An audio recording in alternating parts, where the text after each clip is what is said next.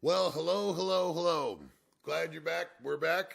Welcome to MSA. If you've been here for the first time, we've got a one serious topic that we want to cover tonight, and that would be the FBI's concern on the terrorist threats that are going on. There's a ton of controversy out there about the FBI. We're not really going into all that. Before we start, though, like, share, and subscribe. We're a new channel. We really, really appreciate the fact if you would share. You know a friend? Tell a friend. Also subscribe. That way you can get more videos that we're coming out with because we got lots to talk about. Now, going into what we need to discuss today, whatever time it is where you're at, the FBI director he was talking with Senator Lindsey Graham, and they were at the judiciary hearing. And Senator Graham had some really interesting questions to ask the FBI director. Part of what you're going to hear is nothing about Twitter, nothing about censorship, nothing. It's about known threats to our country right now. So we've got a clip that we'd like to show you. That way we can get really into the meat and bones of this topic today, whatever time it is again. And so we're going to go ahead and roll that out, and we'll be right back. See you in a minute. Thanks. All right. I don't know where to begin other than, is now a good time to fund the FBI below inflation? I think Just say no. no. I was about to say hell no. No. You can say hell no if you want to. I'll say Leading for the you. witness. Yeah, that's right. Yeah, I think that's pretty dumb given what you've told us. How long have you been associated with the FBI? Well, I've been director a little over 6 years, but I've been working with the FBI my whole career, really. Let's put a fine point on where we're at today as America. How would you describe the threat matrix against America today from your point of view after having been at the FBI most of your adult life? So what I would say that is unique about the environment that we're in right now in my career is that while there may have been times over the years where individual threats could have been higher here or there than where they might be right now, I've never seen a time where all the threats, or so many of the threats, are all elevated all at exactly the same time. That's what makes this environment that we're in now so fraught, and why funding our men and women who are working shoulder to shoulder with state and local law enforcement and other partners every day makes it even more important, not less. So, blinking red lights analogy about 9/11, all the lights were blinking red before 9/11. Apparently, obviously, all of us missed it. Would you say that there's multiple blinking red lights out there?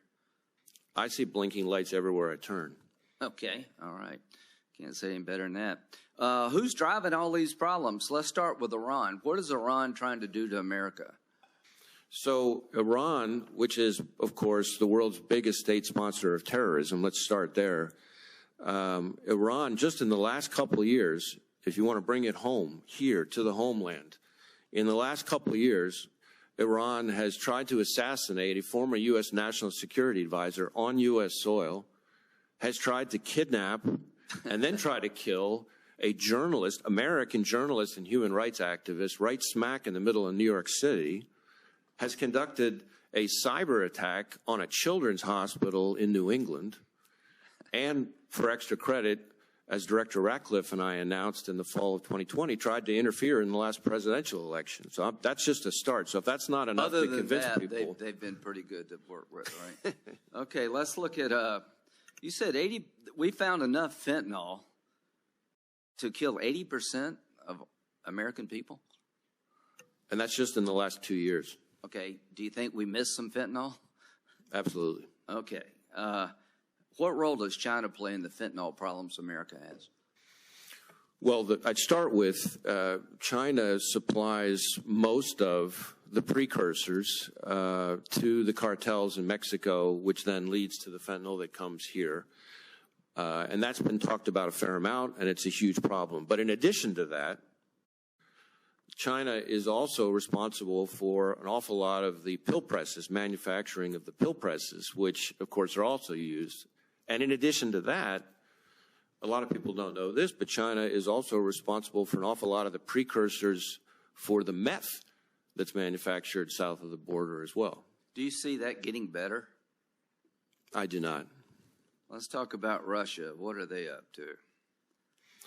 Well, besides their unconscionable aggression in Ukraine, Russia has one of the most advanced, most widespread offensive cyber programs in the world.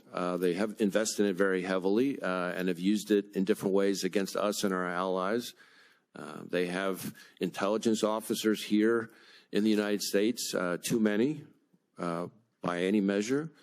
They also provide safe haven to cyber criminals who, whether they're working for the Russian government or not, are conducting cyber attacks against, us and our allies all over the world. So that's just a start. Interesting, isn't it? When they pull out the three different countries, Iran, China, and Russia. Now, if you notice, the questioning was a little select about basically what about Iran? What do we have to worry about from Iran? What have they been doing? And if you hear they try to assassinate somebody, they try to kidnap and kill somebody, but then you hear something you don't normally hear. They cyber attacked a children's hospital. That's one of the things Iran's been stepping up with a lot, is more and more cyber, and we're not hearing a lot about that. So we got to pay a little bit more attention to those things. But the other part that was really interesting was the fact that China is supplying Mexico with the goods that they need to make fentanyl. That's really, and apparently methamphetamine. Didn't know that either. Now, the fact that they're also making the machines to press the pills so they can make the fentanyl pills and get them over here, that's really concerning, considering that the FBI, it's been confiscated enough fentanyl to kill 80% of America. Now imagine how much didn't get confiscated, because there's only a slight percentage that they actually catch. The third part that I found was really interesting was this Russia, the fact that the cyber, that is a whole different line of terrorism. And if you listen to what he said about Russia being a cyber threat, and then you look at recently, we gave back one of the biggest hackers known to mankind to Russia. I don't understand the logic here. Either way, it does not sound promising when we're sitting here with open borders. Now, we got a secondary clip that we're going to play, and then we're going to finalize everything. And when we get to all that, you'll see how it all ties together. See you in a minute. Let's go to international terrorist organizations. One of my concerns is after Afghanistan, we sort of put international terrorism on steroids. Are you concerned that international terrorism threats to the homeland are rising as the border continues to be broken? I am concerned that we are in an elevated threat environment, a heightened threat environment from foreign terrorist organizations for a whole host of reasons. And obviously their ability to exploit any port of entry, including our southwest border, is a source of concern. There's a lot of discussion about numbers, and numbers are important, but let's not forget that it didn't take a big number of people on 9/11 to kill 3,000 people. So while numbers are important, numbers don't tell the whole story. And we have seen an increase in so-called KSTs, known as suspected terrorists, attempting to cross, over the last 5 years. Would you say, kind of putting a fine point on this topic, that right now is the largest threat we face as a nation from international terrorist organizations since 9/11? Well, it's certainly higher than it's been in a long, long time. Let me put it that way. Because if you just look post-October 7th, and I thought the threat was elevated before October 7th, but post-October 7th, you've seen a veritable rogues gallery of foreign terrorist organizations calling for attacks against us. Okay, so October the 7th was devastating to our friends in Israel. So your testimony before this committee, since October 7th, the urging a foreign terrorist organization to attack America has gone up. Is that fair to say? Yes, the threat level has gone to a whole nother level since October 7th. Okay, folks, you're on notice. What are we going to do about it? Finally, what should we be doing differently with all these bad actors? I think it's fair to say we've lost deterrence. Do you have any idea quickly of what we could be doing differently? Well, certainly, deterrence requires consequences. And so consequences need to be imposed on bad actors in a variety of ways to ensure deterrence. Consequences are also part of disrupting, even without deterrence, disrupting and degrading bad actors' abilities to harm us. Okay. We got the third clip, or the second clip was out there. The third point of the whole topic is coming out right now. And that is, they very lightly and politely touched on the fact of the open border.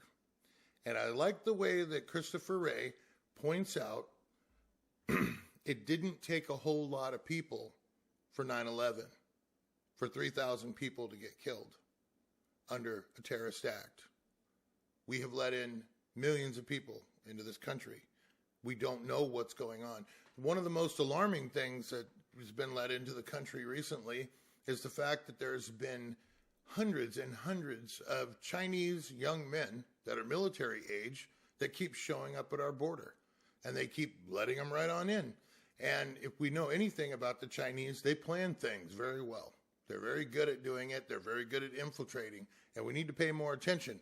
And you would think that when the dictator, and I call him a dictator for a reason, because if you know anything about China, you'll know that there's an app that they have to have on their phones so they can get social points. And if you don't have good enough social points, you can't ride the subway, you can't do a lot of things. And there's cameras everywhere in China that monitor everything they do.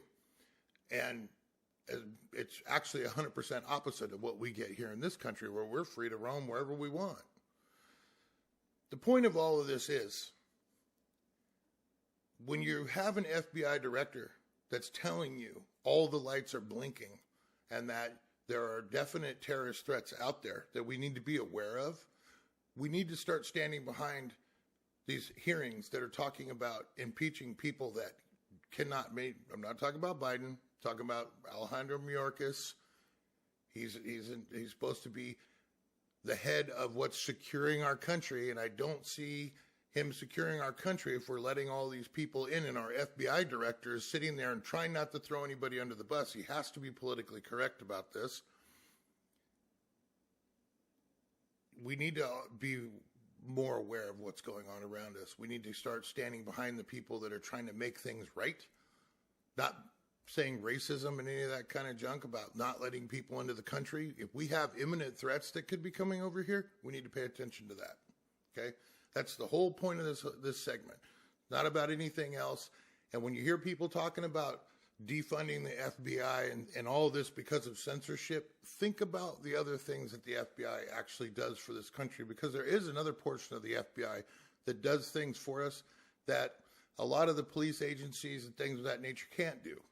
So we do still need to stand behind the FBI. Let's not lose focus on that, okay? So anyway, share your comments. Let us know how you feel about what we're talking about. And again, like, share, and subscribe. If you know people that need to see this video, send it to them. If they don't need to see this video, send it to them. Bringing them on in, because we'd love to see you back along with all of your friends. We look forward to having another segment for you ready soon. Have a great day, night, whatever it is where you're at. And we love all of you. Take care.